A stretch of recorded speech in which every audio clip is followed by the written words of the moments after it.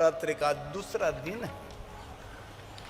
कल हमने शैलपुत्री को प्रणाम किया, आज हम ब्रह्मचारिणी को प्रणाम करेंगे। भगवान महादेव को मिलने के लिए जिन्होंने तपस्या की है और शिव तक पहुंची, आद्य शक्ति भवानी विशेष प्रकार की माता जगदम्बा की उपासना करना चाहते, उसके लिए चैत्र नवरात्रि श्रेष्ठ है। हमारे गुजरातियों के लिए आसो नवरात्रि को पूरी उत्साह और आनंद से बीतती है। कोई गांव ऐसा नहीं, कोई मोहल्ला ऐसा नहीं जहां कोई माता की उपासना नहीं, कोई घर भी ऐसा नहीं। और विशेष प्रकार से देवी उपासक इस मधुमास में, चैत्र मास में, चैत्री नवरात्रि में विशेष प्रकार से उपासना करते हैं, उपवास करते हैं, माता की आराधना करते हैं और करनी भी चाहिए। हमारी सनातनी परंपरा शिव और शिवा की उपासना है, देव और देवी की उपासना, महादेव और महादेव की उपासना, काली और महाकाल की उपासना, महेश्वर और महेश्वरी की उपासना। हम दोनों की उपासना करते हैं। हमारी सबकी कुल देवी रहती है, हमारी की कुल माता जी रहती है, जिनके चरणों में हम निरंतर मस्तक झुकाते रहते हैं। 9 दिन के लिए तो विशेष प्रकार से उपवास कर, उपवास ना कर सके तो अल्प आहार करें। तो आइए हम ब्रह्मचारिणी को प्रणाम करते हैं। आज चैत्र नवरात्रि का दूसरा दिन और कथा का भी दूसरा दिन है। तपश्चारिणी त्वं हि तापत्रय निवारिणी। आदि उपाधि में से मुक्ति देने वाली है मां जगदम्बा ब्रह्मचारिणी। विशेष प्रकार से आज सोमवार भी है, आज के दिन श्वेत वस्त्र पहनना चाहिए। जो श्वेत वस्त्र धारण करते हैं उन पर सूर्यनारायण की विशेष कृपा रहती है। और महादेव की उपासना में श्वेत वस्त्र की श्रेष्ठता भी है। दक्षपुत्री सती ने जब भगवान महादेव की उपासना की थी, श्वेत वस्त्र को धारण किया था, श्वेत भस्म का त्रिपुंड भी किया था। इसलिए आज कल भी मैंने कहा था सोमवार के दिन विशेष प्रकार से श्वेत वस्त्र पहनना चाहिए। बहुत सारे भाई बहनों ने श्वेत वस्त्र धारण भी किए और विशेष प्रकार से मेरे सुरेश भाई ने तो श्वेत वस्त्र ही पहने। एक युग था बहुत ज्यादातर लोग श्वेत वस्त्र ही पहनते थे, सफेद वस्त्र ही पहनते थे, मन को शांति देते। और कॉटन वस्त्र जो रुई में से बने हैं उनको पहनना चाहिए। कोई पार्टी कोई फंक्शन में गए तो अच्छी बात है, कोई बात नहीं, पहन लीजिए, लेकिन रेशमी वस्त्र ज्यादातर नहीं पहनना चाहिए, कॉटन वस्त्र पहने। मानसिकता और शारीरिकता दोनों में बहुत फर्क पड़ेगा। आइए हम प्रणाम करते हैं। तपश्चारिणी त्वं हि। जिन्होंने तप किया, साधना किया, वो माता भवानी अम्बा जगदम्बा स्वयं शक्ति, आद्य शक्ति।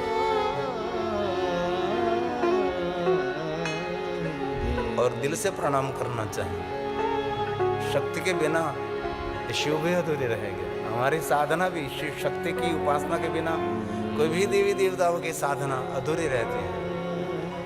आइए माँ भवानी को प्रणाम करें। तपश्चारिणी त्वं हि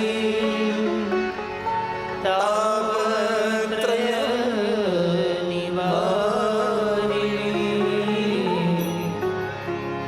ब्रह्मरूप धरा माता ब्रह्मचारिणी प्रणमाम्यहम्। मैं प्रणाम करता हूँ माँ। ब्रह्मचारिणी प्रणमाम्यहम्। शंकर प्रिया, शंकर प्रिया त्वं हि मुक्ति मुक्तिदायिनी। भक्ति और मुक्ति देने वाली है माँ भवानी, मैं आपको प्रणाम करता हूँ। शंकर प्रिया त्वं हि मुक्ति मुक्तिदायिनी। और शांति देने वाले, ज्ञान देने वाली है माँ भवानी। शांतिदा ज्ञानदा माता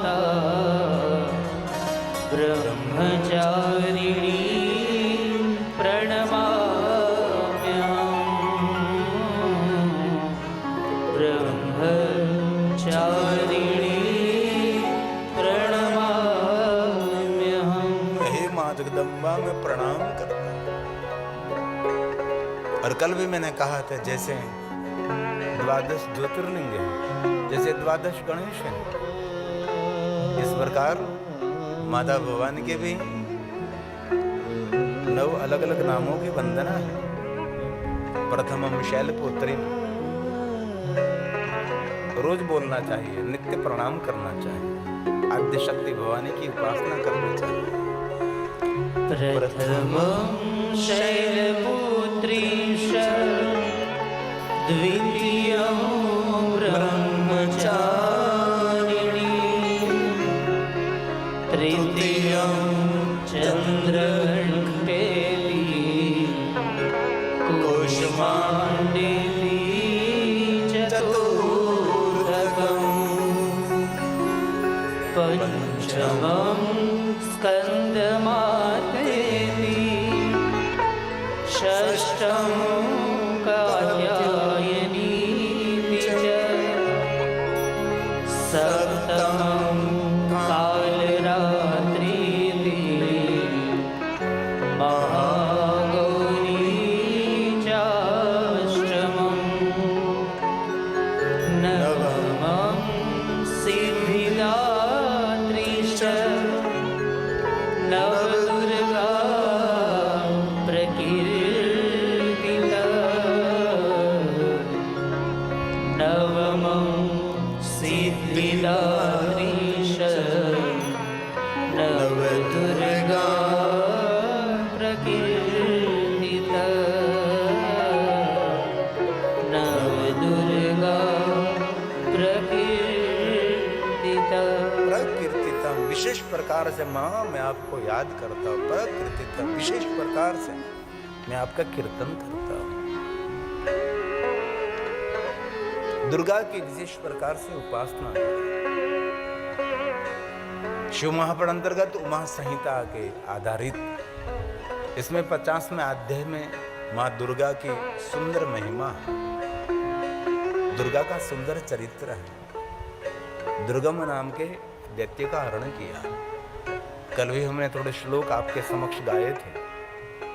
आज भी कथा का प्रारंभ में भी देवताओं को दुख से मुक्त किया था, ऋषि मुनियों की रक्षा की थी।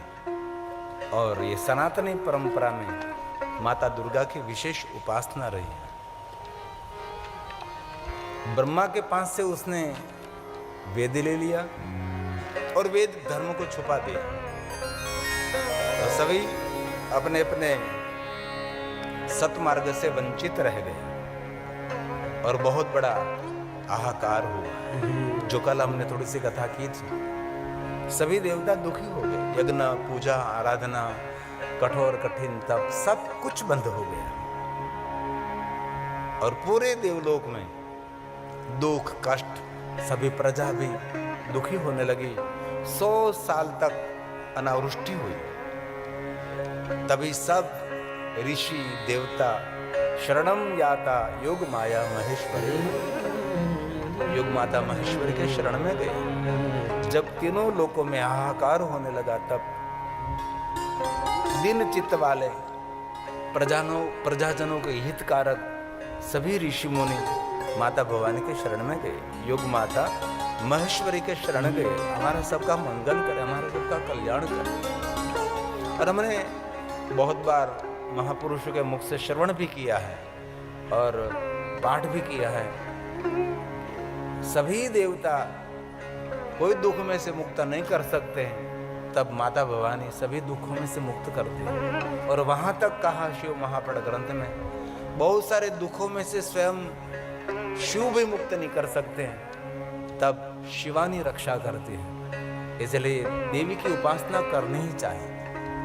ऐसा सिर्फ नहीं कि हम बस देव की उपासना कर, जिन परंपरा में देवी की उपासना नहीं है वो परंपरा पूर्ण परंपरा नहीं। कोई भी विचारधारा हो, कोई भी संप्रदाय हो, कोई संप्रदाय का हम आपके समक्ष कुछ कहना नहीं चाहते, लेकिन जिन संप्रदाय में देवी की उपासना नहीं है, ये संप्रदाय पूर्ण संप्रदाय नहीं है, क्योंकि हमारा जन्म माँ से हुआ है। माँ भी हमारे लिए श्रेष्ठ देवी हैं। और मैंने तो बहुत बार कथा में कहा है कोई भी देवी देवताओं की उपासना न हो सके, लेकिन जिन्होंने अपने माता पिता को प्रसन्न कर लिया, समझो देवताओं ने अमृत की बारिश कर दी आपके ऊपर। उनसे बड़ी उपासना, उनसे बड़ी साधना क्या हो सकती है? आपके व्यवहार से, आपकी वाणी से माता पिता प्रसन्न रहे, मेरी माँ प्रसन्न रहे, माँ की प्रसन्नता रहे, ये सबसे बड़ी उपासना है। आप देवी की उपासना कर रहे हैं, लेकिन जिन्होंने आपको संस्कार दिया, जिन्होंने आपको जन्म दिया, जिनके पेट में हम 9 महीने तक रहे, जन्म दिया, जीवन दिया, अंगुली पकड़कर चलना सिखाया, व्यवहार सिखाया, इस माता हमारे व्यवहार से प्रसन्न नहीं है, तो सर्व देवी की उपासना भी हमारे लिए व्यर्थ है। इसलिए सभी देवता, ऋषि, सज्जन सब माता भवानी के शरण गए। कहाँ गए? योग माया महेश्वरी के शरण में गए। ततो दृष्टवा महादुःखम्। सब दुखी हो गए। क्यों दुखी हो गए? क्योंकि धरती पर साधना, उपासना, उग्र तप, यज्ञ, यागादि, पूजा अर्चन सब कुछ बंद हो गया और सभी अपने अपने मार्ग भूल गए, क्योंकि हमारा मार्ग तो वैदिक मार्ग है। इसलिए वेद को ही ले लिया ब्रह्मा के पास से, इसलिए वेद धर्म का प्रचार प्रसार बंद हो गया, यज्ञ यागादि, पूजा अर्चन बंद हो गए, सत्कर्म, दान आदि, तर्पण अर्पण सब कुछ बंद हो गए। और वर्तमान युग में बहुत ऐसे लोग हैं जो यज्ञों का विरोध करते, पूजा अर्चन का विरोध, साधना उपासना का विरोध और कथा कीर्तन सत्संग का विरोध। ये कथा कीर्तन सत्संग और धर्म प्रचार प्रसार बंद हो जाए तो हम कहाँ पहुंचेंगे? मेरे पास कोई धर्म ग्रंथ नहीं रहेगा, मेरे पास कोई वैदिक परंपरा नहीं रहेगी, तो हमारा सबका क्या होगा? एक बार ऐसा हुआ था, शिव महापुराण ग्रंथ अंतर्गत भगवान व्यास जी ने माता दुर्गा की उपासना के लिए दुर्गा की महिमा गाई है। 5 अध्याय हैं, इनमें से एक अध्याय मैंने लिया है, 50वां अध्याय है, 52 श्लोक हैं। रोज मैं थोड़ा थोड़ा श्लोक लेता हूँ। ततो दृष्ट्वा महादुःखम्। ततो दृष्ट्वा महादुःखम् प्रजानां दीनचेतसा। सभी प्रजा को दुख में से मुक्त करने के लिए सभी ऋषि मुनि देवता कहाँ गए? त्रिदशा शरणं याता योग माया महेश्वरी। योग माया महेश्वरी।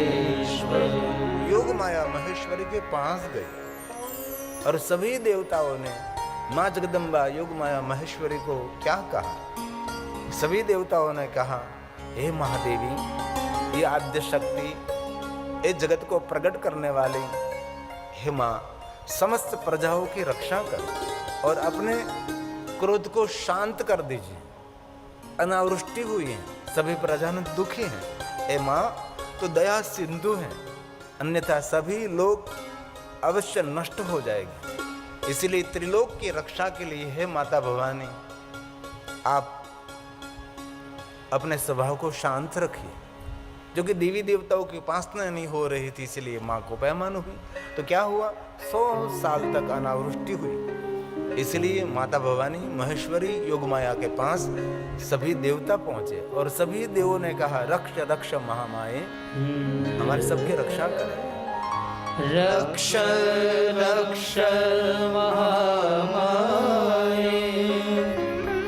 स्वकीया सकला प्रजा। सकल प्रजाओं की रक्षा करे माँ।